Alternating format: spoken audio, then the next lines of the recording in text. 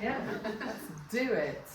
Although I do, like with last month, I do have to put the disclaimer in that if it was down to me, there'd be a veritable bar set up here, since we're talking about pubs, but a certain someone said it's more than your licence is worth. So, you know, not pointing any fingers, but we know who to blame for the lack of booze. We'll have to wait till we get home, Marcus. That's okay. Yeah. Working from home tomorrow. Oh yeah, you are, aren't you? Fab. Anyway, without further ado, thank you so much. This is an Oldham Pub Crawl Through Time Part 2, aka Pubs Wendy's Play Darts in. Because that was brilliant last night. Oh, play darts there. Play darts there. Think of play darts there. It was a very messy night. So yes, last month, Part 1, I talked about, you know, the historic pubs, ale houses and beer houses of Oldham. And I went through my research, did a bit more about that, how I categorised the pub names, and I went through each category giving you examples. So in tonight's talk, I'm doing more of a focus, well, no, the plan was to do more of a focus about where the pubs were, like the most popular roads and streets in Oldham for local boozers. But I very quickly ran into a problem. On my spreadsheet, there are exactly 100 different streets. And I decided immediately I can't cover all 100. Some of them actually only had one pub on them, so that was a bit more niche, and I intended to cover as many as I could, and I kind of came up with a strategy. If they had more than this number, I'd definitely include them, and I think originally I whittled it down to about 20 different locations I was going to talk about, but in the end I've covered 6. 6 locations, just because it's such a rich amount of detail, but I've kept it as local as possible, and maybe it means at some point there'll be a part 3, because Dave's not here tonight, so he can't snatch his books back from me. So I think I've had them for 2 months now. I think they're mine, really. If you're watching this, Dave, I'm joking. So maybe there will be, if there's some boozers or some areas that you would like mentioned, I'm happy to do a third one. But, you know, in tonight's talk I've got some, I think, really brilliant examples of historic pubs, and hopefully some of you, my name's Wendy, will have maybe some recollections or memories of some of these. But I'm going to start tonight where I wasn't able to go last month, and that is Hollins Road. So the area of Hollins until the 19th century was mainly rural farmland. As Oldham grew during the Industrial Revolution, Hollins and Hollins Road developed into, you know, the much more urban area that we know today. And Hollins Road itself is believed to be one of those ancient roads that run between Oldham and Manchester, and it became a turnpike road in the 18th century, which led to the rise of drinking establishments and inns that sprung up along it. I think originally meant to be inns, very quickly became boozers. The oldest one that we know about on Hollins Road is this one. It's a really pants photo.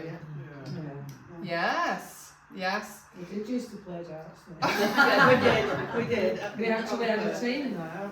Of course you did. Yeah. I'd be more surprised if you said, I've never set foot in that one. That would surprise me, okay? Is that the one they call the famous Kim Jones? Yeah, that's why it's a rubbish photo. It does say. I don't know what happened with my photo taking abilities, but there is some dodgy photo. When I say dodgy, I mean poor quality, not anything nefarious. Oh, can you see, Roy? It's all right. Fab.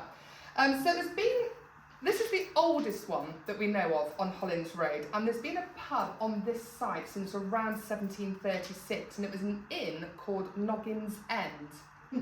Yeah, and that was a reference to the local area. The area around them is known as Noggin. I don't know if you knew that. No.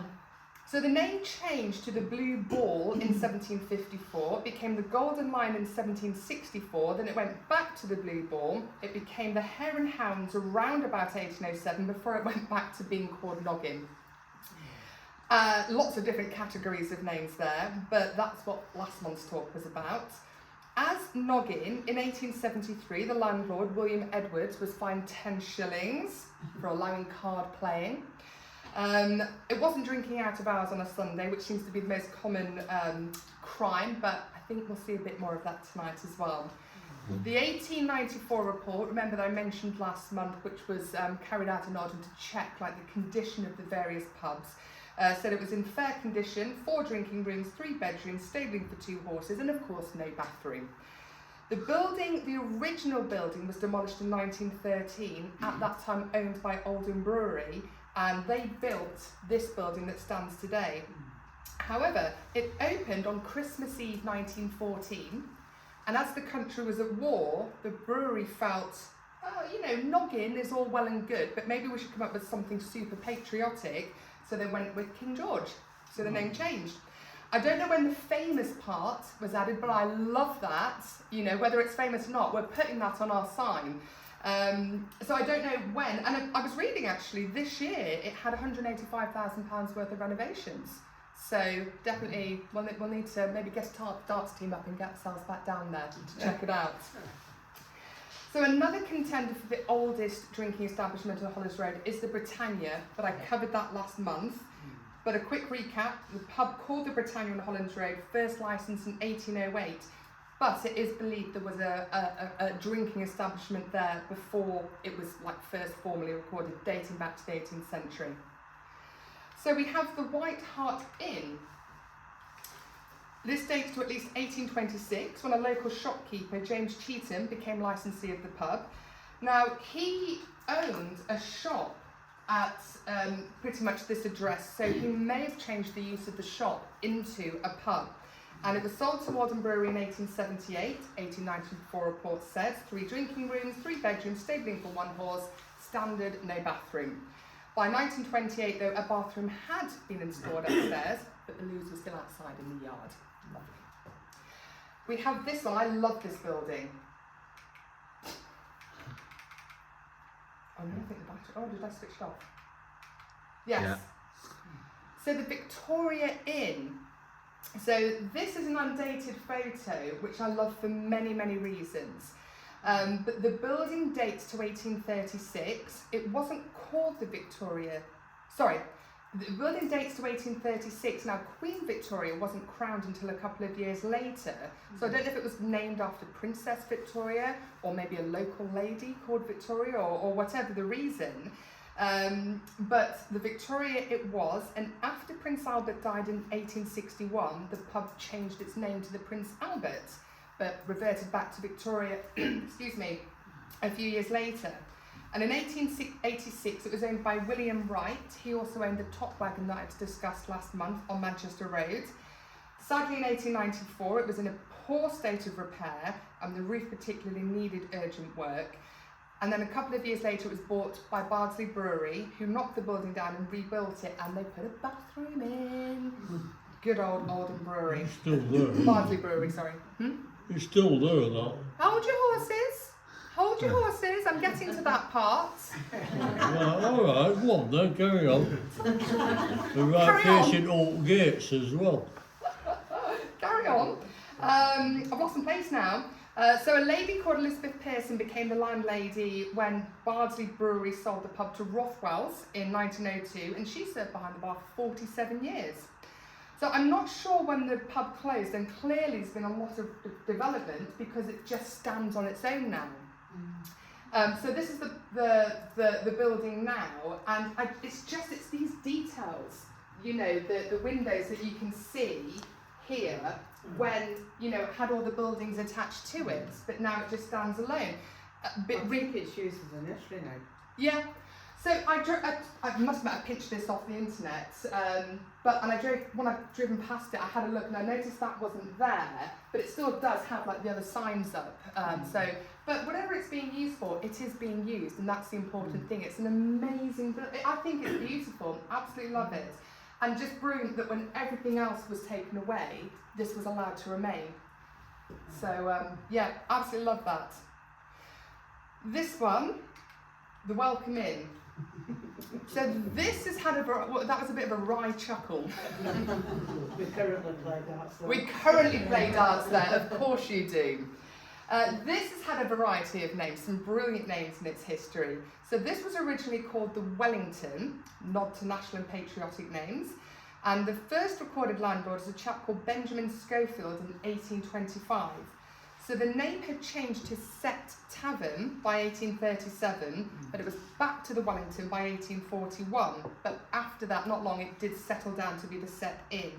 And it has been suggested that the name Set comes from frames of strong timber that were used to line local coal pits. These frames were called sets, so maybe this is a pub name reflecting local industry. In 1858, we have a brush with the licensing magistrates when the landlord, John G, was fined 5 shillings for serving beer on a Sunday morning. They love their Saturday night lockings round here. Now, after Hollingwood Cemetery opened in 1889, the then landlord changed the name to reflect this. It became the Set and Cemetery. And then I had a look, and you can see just how close they are to each other. So, I mean, it seemed a bit of an odd addition to a pub named the Set and Cemetery. But then I was thinking, well, hold on. That's not a bad advertisement. So if there's been a service held at the cemetery, should we go back to the Set and Cemetery afterwards for the wake? I thought, I like that. The 1894 survey records 6 drinking rooms, 5 bedrooms, so it's quite a sizable establishment, stabling for 5 horses. And I'm also pleased to inform you, it had a bathroom. So, back to the Set. So the name Set and Cemetery remained until it changed in 1970 to the Limelight. You guys remember that one? Yeah. But it was back to the Set in 1983, and I don't know when it changed to the Welcome Inn, but I know it's before 2018. At some point it changed to the Welcome Inn. We have the Falconers Arms. This was originally called Spinners Arms, and George Halliwell was listed as the landlord here in 1823. Jane Clayton was landlady in 1855, and she changed the name to the Falconers Arms, but she didn't last very long in her position. The following year she was caught serving alcohol on a Sunday morning and left shortly afterwards. So the 1894 report found this one to be in a poor state of repair, poor drainage, the roof was in need of attention, and actually this bit where the car park is was originally stables. But that was pulled down in 1910 when there was extensive work carried out, including the addition of a ladies' loo inside. So I'm guessing the blokes still went outside, but the ladies were well catered for. And then we have the Crown and Mitre. I don't know, this is one you remember? This is an undated photo, and the whole area where it was basically no longer exists. Charlotte Canal. Yes, it was. Yeah. Oh, but didn't it? It was by the canal. Of course you've been in it. Yes, wouldn't matter when it closed down, you'd have been in it. So yeah, right down near where the Roxy was. Originally opened in 1867, and it was called the Victor. It was on Victor Street. And by 1876, it had changed ownership and name and become the Crown and Mitre. So it was built on the edge of the old canal, thank you, Roy, which was drained many years ago, and the pub closed in 1986. So the building itself disappeared with all of those around it when the M60 was built. So it kind of sat around here. And I don't know where it stood, but it's described on being on the corner of Victor Street and Hollins Road. And I found this is really cool. I found this online. It's like the old layout of what it looked like with the M60 on top of it. And so it was around about here, basically. This is where I think Victor Street roughly was. Yeah. And I mean, I'm up and down that road 1,000,000 times a week, and every time since I've done this, I've been like, oh, I wonder if I'm driving through one of the drinking rooms, you know, because I never knew that area ever since I've lived in the Manchester area. The M60's been there, so yeah, really interesting. Okay, so our final pub on Hollins Road, and obviously I could have missed some out. And if you think of any that I may have missed, let me know and I will add them to the talk. But we're going to have a quick visit to the Gardener's Rest, which is now this place. Yeah. And the first licence for the pub, the Gardener's Rest, was obtained in 1837 by Edward Hibbert. The pub is on the corner of what is now Tenby Road, but in 1837 that was Hibbert Street, so suggesting that the landlord owned a few properties there. Now, I don't know what the pub was originally called, but in the 1850s it was called Voltiger and Dutchman. Do we know why it might have been called Voltiger and Dutchman? I shall tell you. They were Derby winners of 1850 and 1849. So Voltiger was a 16-1 outsider at the Epsom Derby in 1850, and the Flying Dutchman was the winner in 1849, beating Voltiger. When I ran through this talk with Marcus, he asked, well, hold on, Flying Dutchman, which came first, the horse or the train? So, of course, I had to find out. And it turns out the train was named after the horse. He was so famous. And so John Hall, was the landlord of the pub in 1850. He was fined 20 shillings for serving alcohol out of hours, and in 1875, when Oldham Brewery bought the pub, it was called the Gardener's Rest. That closed in 2013 and taken over by the dental practice the following year. And really interestingly, because I'm obsessed now, I'm driving all over Manchester and Oldham going, that was a pub, that was a pub. Honestly, I'm sure I could go on Mastermind. You show me an old building and I'll be able to tell you if that was a pub. I've just looked at that many. And I was driving home tonight up Hollins Road, and I got to, coming up near the top where the little roundabout is, and I saw a building that I've driven past a million times, Oldham Orthodontics. Yeah, that used to be a pub. And I thought to myself, I bet that used to be a pub. I just recognised it. So as soon as I got in, I did some research, and it was... The Lark. Yes! Yes, it was. It was the Lark Inn. I don't know why I didn't come across that. Please I play used to go in there. Of course you did. But yeah, and it closed in 2011. So that is literally 5 minutes when I got home, because that's all I had time for. Straight opposite the Faulkners it is. Yeah. But I've never noticed it before, but now because I'm just so obsessed with pubs. Or, no, rephrase that, old buildings that used to be pubs. I was just stuck in traffic, and I thought, there's no way that wasn't a pub, the Lark Inn, where of course I played darts. So I'll do proper research on that to get the details, and I'll add that to the talk. So I'm afraid we have to leave Hollins Road now. We're going to go for a stroll down Ashton Road before heading into Oldham for a few.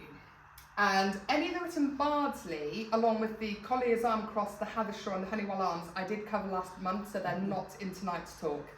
So we have the Druids Arms, 264 Ashton Road, had a licence first recorded in 1829. Joseph Taylor was the beer house keeper in 1831, and he was still there in 1873, 42 years later. In 1889, Oldham Brewery bought the pub. New toilets were added in the 1950s, but when the landlord applied for a full licence in 1960, it was refused due to the gents' toilets not being satisfactory. Luckily, no further details were available about that point.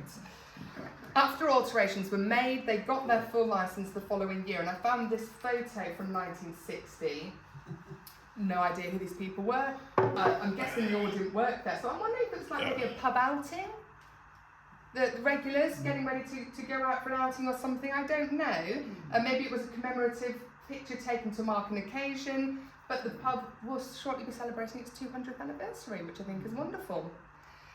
I'm also a big fan of the fact that a lot of the historic pubs, most of the historic pubs I've talked about last month and tonight, have closed.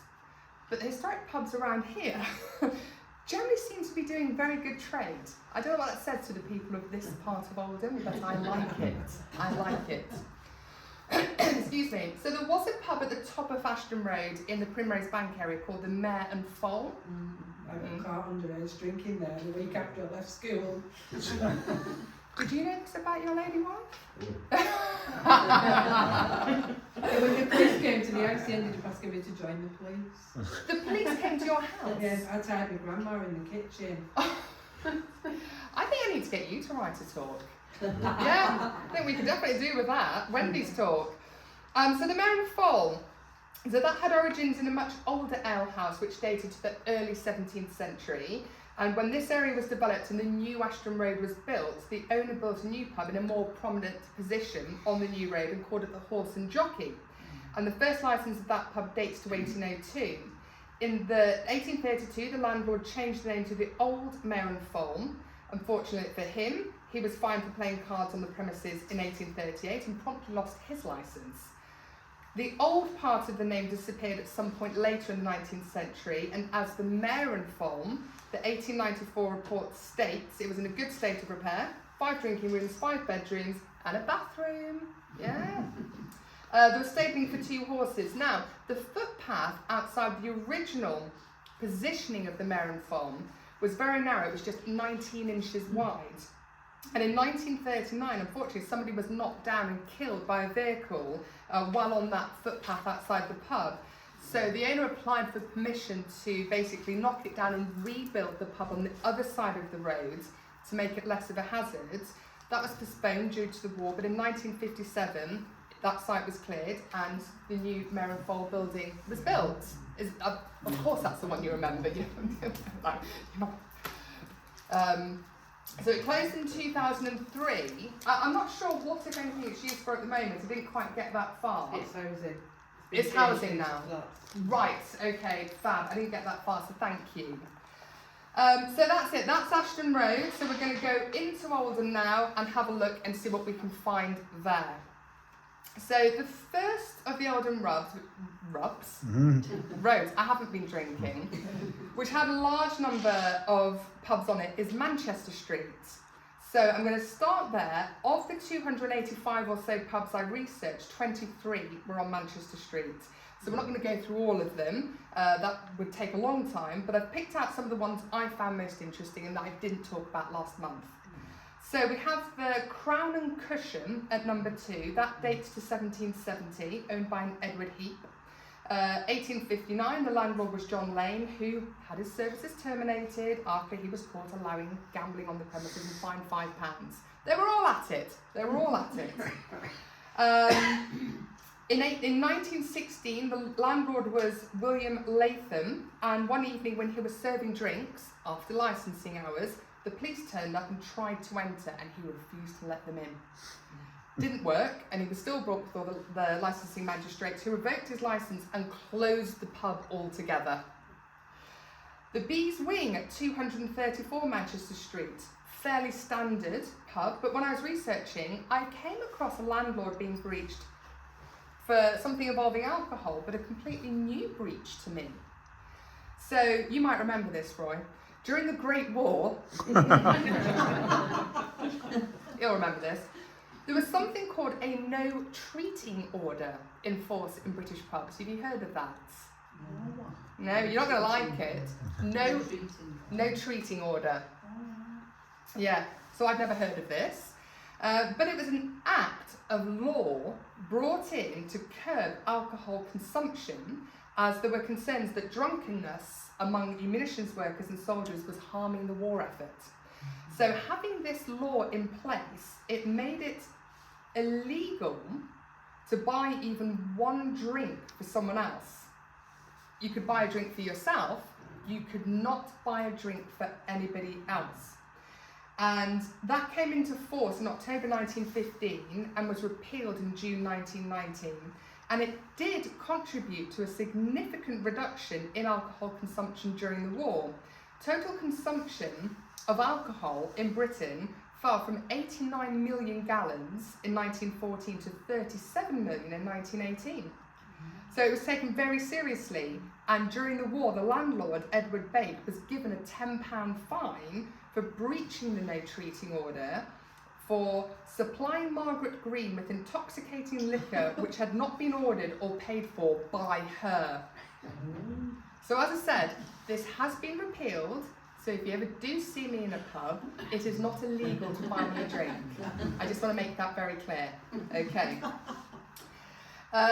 So Edward did have a bit of history of falling foul of the establishment. In 1910, he was fined twice. Once £25 for allowing drunkenness outside of serving hours, and £1 for allowing gambling on the premises. Basically, he sounds like a kind of landlord who would have been really popular. Okay, you can gamble, you can drink out of hours, and they'll buy you a drink. So the Bees Wing closed for the last time in January 1945.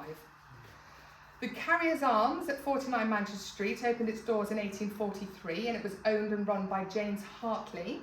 So he was a carrier by profession, someone who transported people or goods, and so he named it the Jolly Wagoner, which I think is a very jolly name.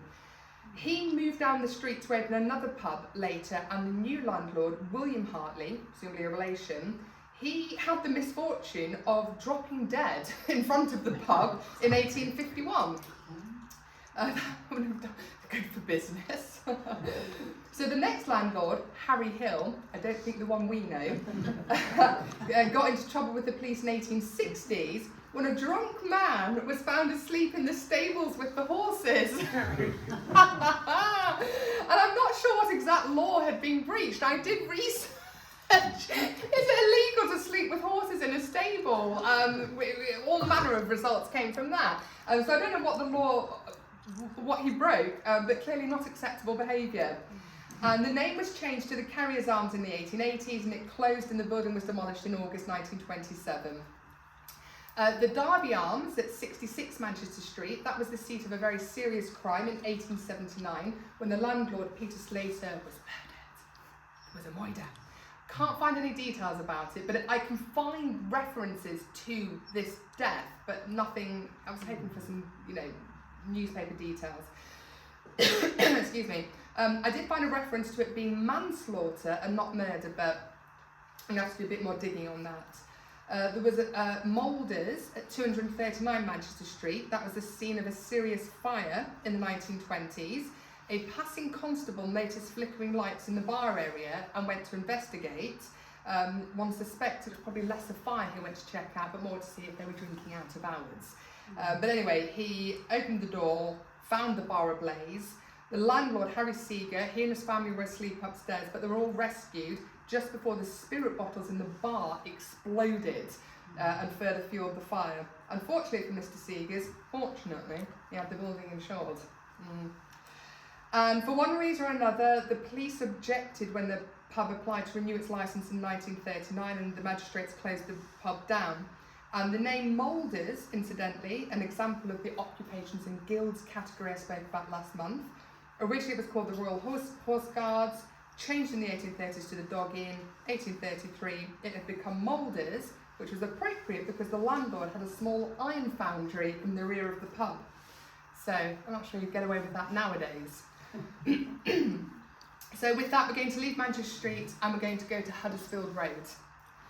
So we're going to start at the College Arms at number 86, and this first appears in records in 1853 when it was run by William Whittaker. By 1856, taken over by John Butler, who was a member of our Naughty Landlords Club. In 1860, he was fined 20 shillings for serving alcohol at 11:40 p.m. on a Sunday. So pub closing times actually varied region to region in the 19th century, but they could not serve alcohol after 10 o'clock on a Sunday evening, clearly intending for workers to have a clear head on a Monday morning when they went to work. He was again in trouble in 1863 when he got both a fine and a stern telling off for allowing betting on races to take place in his public house. The 1894 report states it was in a good state of repair, 5 drinking rooms, 3 bedrooms, a bathroom. Oh, we're getting a bit of a theme here. It was deemed surplus to requirements in the 20th century and closed in 1937. So our next one, the Conquered Bear, to 173 Huddersfield Road, another lovely example of a historic beer house still thriving. So this opened in 1835, which was the year that bear baiting became illegal in Britain under the Cruelty to Animals Act. It obtained a wine licence in 1853. In 1869, the landlord, Judge George Tunno, fined 10 shillings for allowing out-of-hours boozing. He left swiftly afterwards.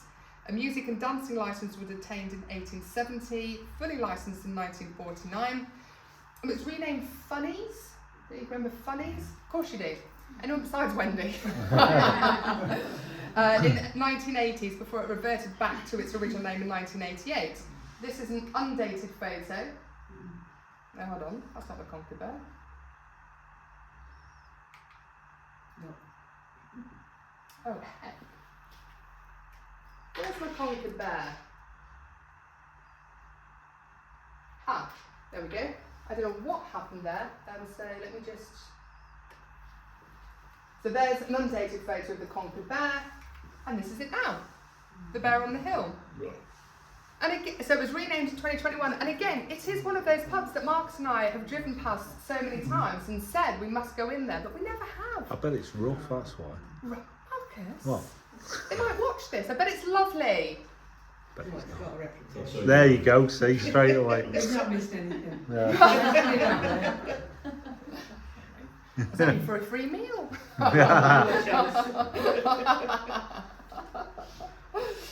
I've no idea what order these slides are in now. I don't know what happened there. So George Tenno left the Conquered Bear under a cloud, but he popped up very soon afterwards, just down the road, at the Crown Inn. So the Crown Inn was first licensed in 1861, and I think George had learned his lesson. There are no reports of out-of-hours drinking on his watch there. The pub was named, there we go, the New Crown Inn in the 1980s, but it's been closed since, I believe, around about 2015. Had planning permission to be turned into residential properties, but I don't think that work has commenced yet. The Three Horseshoes, so they are vaguely in the right order. So this is another great example of a landlord naming his premises after his main occupation.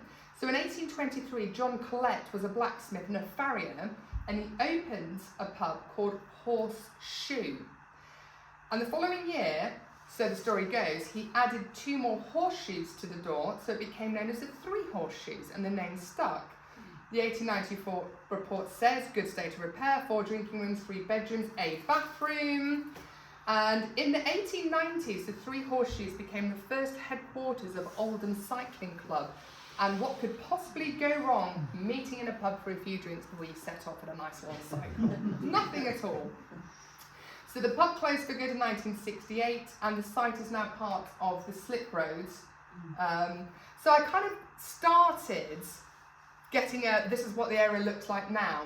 But once I'd done 2 pubs, I was like, no, I'm not doing any more. So there's no more, this is where it was, okay? So that's Huddersfield Road for now. And we're going to go and have a look at Yorkshire Street. So we're going to begin at a pub called the Wild Dayrell at number 71 Yorkshire Street. And there was nothing particularly exceptional about it, but I like the reason for it being named, which I'm going to go on to, and it's my talk, I can include them for whatever reason I like. So the licence is first mentioned in 1805. Samuel Moss, he had been landlord at another pub, the Duke of York at Lower Moor. He moved to this establishment, and it must have just been a case of, he's like, I like this sign, I'm taking it, because he took the sign and named the new pub the Duke of York. And it appears to have been temporarily called the Stonemasons Arms in the 1830s. By 1840 it was back to Duke of York. And then a few years later, the landlord was a gentleman called William Schofield. He also trained boxers, and in 1842 he changed the name to the Sportsman's Arms. And another sports fan, Henry Blackwell, took over the running of the pub in 1856 and changed the name finally to the Wild Dayrell. Wild Dayrell is another pub named after a Derby winner. He was the Derby winner in 1855. And here is the fine stallion himself, and this is also one of the very first photos of a horse taken anywhere in the world. Now the name Wild Dayrell, I do disappear down some rabbit holes. So the horse was born in 1852, and his name comes from the ancestors of his owner, who was said to have callously murdered an illegitimate baby. So I'm not sure why someone looked at a newborn foal and said, I've got the perfect name for you. But that was the name, and it didn't hold him back. His career only lasted 9 months, but he ran 4 races and won 3 of them. So Henry Blackwell, the landlord, wasn't quite so lucky. He was caught serving alcohol at 2 o'clock on a Sunday morning. So his licence to renew was not approved, and the pub closed in September 1922 and the building was demolished.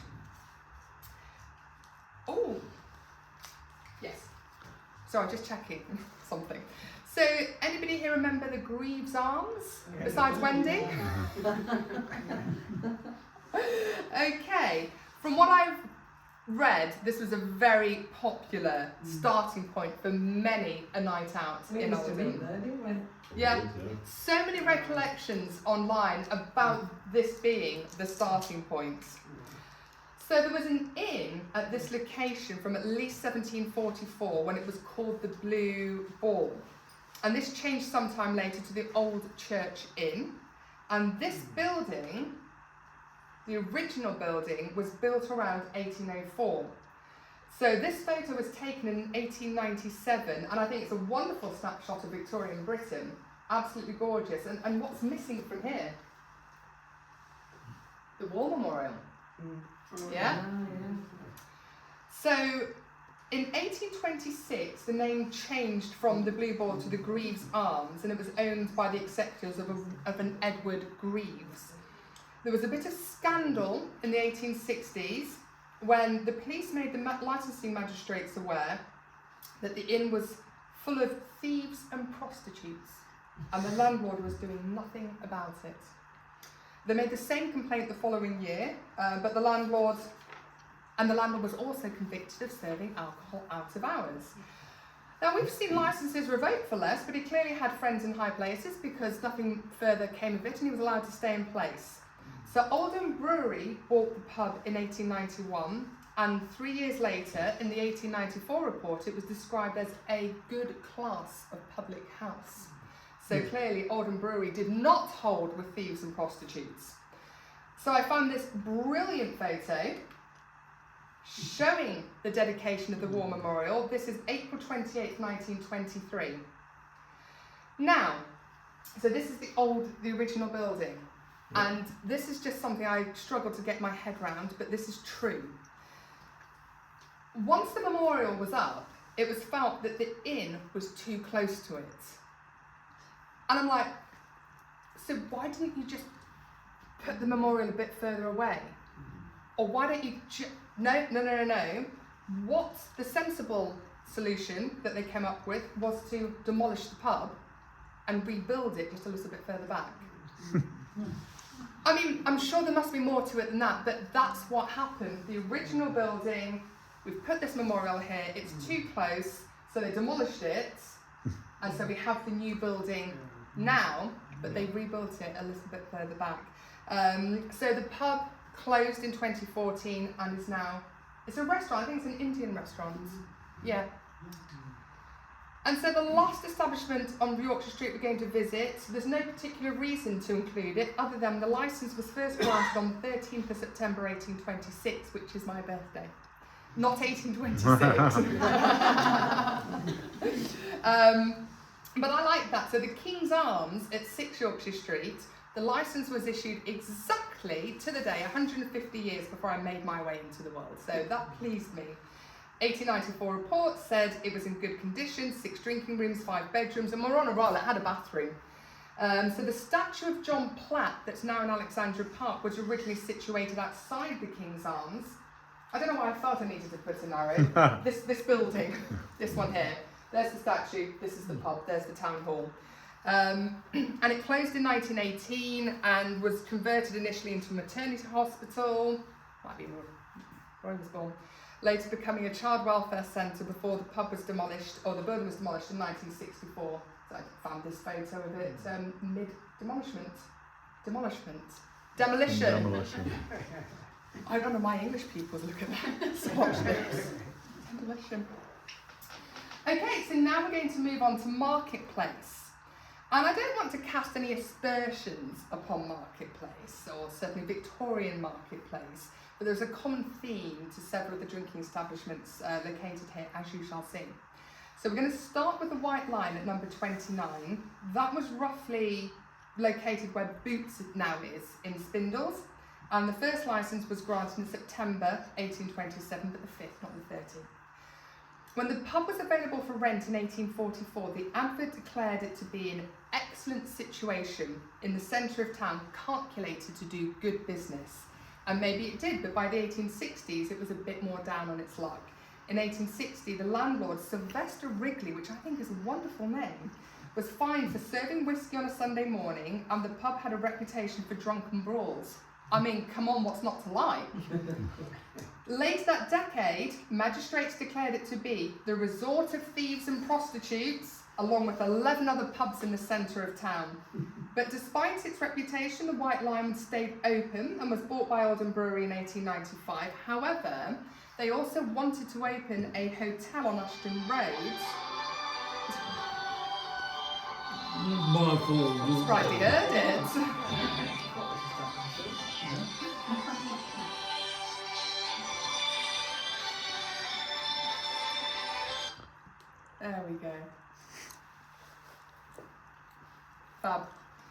Where was I? Yes, so the pub, the White Lion, was bought by Oldham Brewery, and they wanted to open a hotel on Ashton Road, and in order to get permission, they had to agree to close the White Lion. So we got the Hathershaw, and I'm going to do my famous pointing in completely the wrong direction. Pointing even vaguely near the Hathershaw. Oh, stop it. So we got the Hathershaw, and the White Lion had to go, and the thieves and prostitutes clearly had to go and drink elsewhere. But I think we're going to meet them again. The Regent at 4 Marketplace was originally called the Anchor, and that pub dated back to 1783. The name had changed to the Rope and Anchor by 1808, and in 1850 became the Highland Whisky Still. The name change didn't do anything for its reputation. This was also criticised as a haunt of thieves and prostitutes in the 1860s. And it was recorded that scandalously, it seems the landlord is making no effort to discourage this kind of clientele. I guess they paid well. It finally became the Regent in 1897, and the original building was demolished and rebuilt in 1939, but the pub closed down in 1989. So we have the Red Lion shown in this undated photo, which is brilliant. This was 31 to 33 Marketplace, another very old drinking establishment, can be traced back to at least 1753, and it also used to hold auctions. And in the 1860s, this also had a dubious reputation, a haunt of thieves and prostitutes. But regardless of its reputation, it remained serving alcohol until it closed in 1925, and the building was demolished shortly after. And we're going to do a quick stop. You all right? Huh? You all right? Yeah, I'm alright. Trying to fall into the zip up top, bloody phone fall when I was in the pocket. Well, you alright? So we'll do a quick stop at the old post office, which was at number 15. So this began its life literally as a post office in July 1818. May briefly have moved to Lord Street, but it was definitely back in Marketplace by 1825. So William Bamford was the postmaster, and in 1821 he was granted a spirits licence, and in 1825 he's listed as a wine and spirit merchant at the same address, which I adore. You're going to go and buy a stamp, but while you're waiting in the queue, you're going to have a wee dram, or you're going to have a shot of vodka or something. It's brilliant, and more post offices need to do this. Yeah, just giving you that idea for free. But it may have attracted unsavoury types, as in 1854, John Lord, who is now in charge, lost his licence due to the place being full of Thieves and prostitutes. There we go, okay? So I'm not sure when it stopped being a post office, but by 1850 the name was the Old Post Office, so that implies that it's now just a drinking establishment. It closed in 1924 and the building was demolished in 1930. So the last pub, I love this one, and I really hope you like this. The last pub we're going to visit, I'm very pleased to report, was not a haunt of thieves and prostitutes. Maybe it just didn't get a chance to. And if it was, the police didn't know. So this is the Confectioner's Arms that was briefly located at 37 Marketplace. So it opened as a confectioner's shop in 1850 by John Chatterton, and he obtained a licence in 1859 to sell beer, and in 1861 an additional licence to sell wine. But that's not really what's interesting about the location, or indeed Mr. Chatterton. He was actually a very important man in the world of confectionery. I'm surprised I've not come across him before. And many have credited him with inventing putting letters through a stick of rock.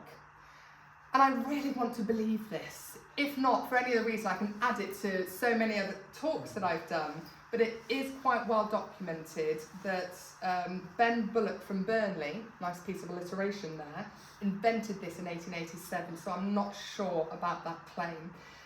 But the thing I love most, that I adore about John Chatterton, 1861, he upped sticks and he emigrated to America. Okay? Sold up, packed his bags, got on the ship, went to America. Upon arriving in New York, he apparently completely changed his mind and he returned home on the same boat. I mean, I have so many questions. What did he see? It was like, this isn't for me. I'm going back to Oldham. That's where I belong. Although again, Marcus pointed out, maybe he wasn't allowed in. Yeah. And he just said, "I changed mind," Yeah. just like, you know, style it out. They were like, "We know your type. You claim to have invented putting letters through a stick of rock. It's not you. Get out of here."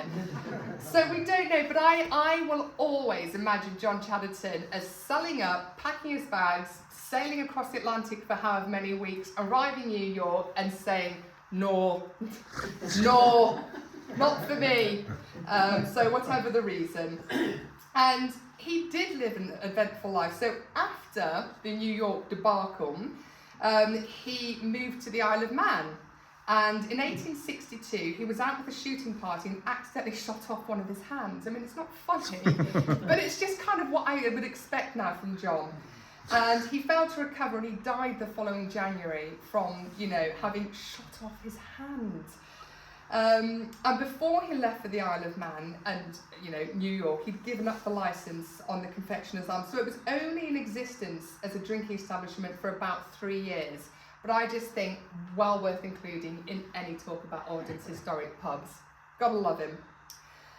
So we only have time for a few more pubs this evening. So I can't not include probably the most famous of them all. Come on. Okay. Located at 303 Manchester Road, first had a licence granted in 1841, had a landlord you may have heard of in the 1940s, a certain Mr. Albert Pierpoint. Yes? So I told the story of Albert in my talk Curious Tales About Death in Oldham.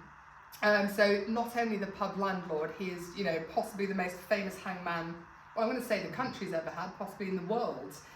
I don't know, that's quite a dubious title, isn't it? Eh? Guess what I'm famous for? Hanging people. So, Pierpoint, he combined both careers. So he was landlord at Help the Poor Struggler from 1946 until sometime in the 1950s. He retired from hanging duties in 1956, and then he moved to take over the running of the Rose and Crown at Much Pool in Lancashire. So, now I found 2 dates of when this pub closed. It was either 1972 or 1990, but I think 1990 is the stronger of the contenders, because that would have been as part of the road developments for the M60 being built. Does anybody here remember? I remember it being derelict in the late 80s. Oh, right, so it probably was 1990 that it was demolished. That made more sense to me. Brilliant, thank you. So this old pub, not Help the Poor Straggler, this was the Spinner's Arms, opened in 1843, closed in 2020, and that was at number 289. And so Help the Poor Struggler would have been in this part, but sadly no more. Boo. Another I thought you might be interested is the Cranberry Inn, which was situated at 26 to 28 Cranberry Street. So this is a photo of it from the 70s, but that's not the original building. No. Oh, you know it? Well, my doctors used to be down Road Thunder, so... I Right. had my 18th birthday party there. Of Saying. course you did. I thought no one's going to have heard of this Yeah. pub. Of But course it you was have. locally known as the Cranbrook. Yeah. The Cranbrook. Yeah. Cranbrook, why? Just was. Oh, I thought you were going to give me like a really juicy bit of Sorry, gossip or no. something. I'm waiting. I'm like, I kept thinking, what she means Cranberry? yeah? I didn't know, recognise it as that thing, but the picture of Yeah? I mean, you had your 18th birthday Yeah. there. That is brilliant. So, the original building was built in 1863 and it was called Cranberry Fields. And October 1941, 25 bombs dropped on Oldham in an air raid, and the pub and a lot of the surrounding area was very badly damaged. And again, I've read conflicting reports about how many people were killed in that attack. I've seen 5 and 27, but I mean, clearly many people were killed, many people were injured. And so the Cranberry was rebuilt. So that's the damage that was done. So the old pub was just demolished entirely, and the new one, aka, do you know, I don't want to hear the stories of your 18th birthday party. I'm thinking I might back away from that one. There's probably a very good reason this pub is no longer in existence. like closed down the day after. And it's all completely gone now. It's all residential housing. So one you may or may not know is the Monkey at 14 Gas Street. And I'm not entirely convinced Gas Street actually exists. I think there's been redevelopment there. You have? I have, yeah. Yeah. So the Monkey was originally called the Railway View, and it opened in 1868. And at some point in the early 20th century, the landlady was Ada Beaumont, and she had a pet monkey who had the run of the pub. When it died, she had the monkey stuffed, mounted and displayed in the pub in a glass cabinet. So of course it led to the Railway View being given the nickname the Monkey. And Ada clearly was very pleased by this, so in September 1924 she formally changed the name of the pub to the Monkey Inn. And it closed in the early 1970s, and like I said, I believe the area is being extensively redeveloped. That looks like something. Did you ever watch the TV series Life on Mars? It's pretty much my favourite TV series ever. And that to me just looks, as soon as I saw it, I thought I can imagine them drinking in there in Life on Mars. But yeah, I love it. It was literally named after a dead monkey that she had stuffed and put in a glass jar. Yeah. So I'm going to finish tonight's pub crawl with a visit to the Smut Inn at 248 Manchester Road. Yeah. He's got for me dinner there when I worked at the Star Road. Next time I do this talk, you're delivering it. And it will just be, so I went to this one, Yeah. and I went to this one, and I went to this one, yeah? Yeah, we used to cook our dinner. So the Smut Inn, so this is an undated photo from the 50s, but so showing the original entrance on the side where you can see now it's... So it began life as a beer house in 1843, and I like this one.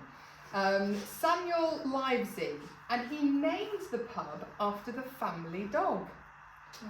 So apparently the dog was very smart. Mary Livesey, Sam's wife, would make lunch for their daughters who were out at work each day, and allegedly she would give the lunches to the dog, Smut, and he would go out and deliver them to the daughters. According to local legend at the time, Smut the dog could do everything but talk. And he sounds like a very fine dog indeed. So after Sam died, Mary kept the licence and it remained in the family until Boddingtons bought it in the 1880s. It was not an establishment bothered by thieves and prostitutes, and had a reputation of being quite well to do. Probably until Wendy started going on a lot of breaks. Downhill all the way from there. And this one, so very few of the pubs I've mentioned had a bathroom, but this one, at the time, had an indoor, upstairs toilet. Very well to do. And like I said, apparently, very popular pub, and Friday night karaoke was said to be the best in Oldham. So it closed in 2009 and is now a funeral parlour, I believe. And that's it. That's all I had time for tonight. There are so many more pubs that I could talk about. If you've enjoyed this, I'm more than happy to do a part 3. It won't be for a little while. So just to let you know, there is no talk in January, because I think the first Thursday is New Year's Day.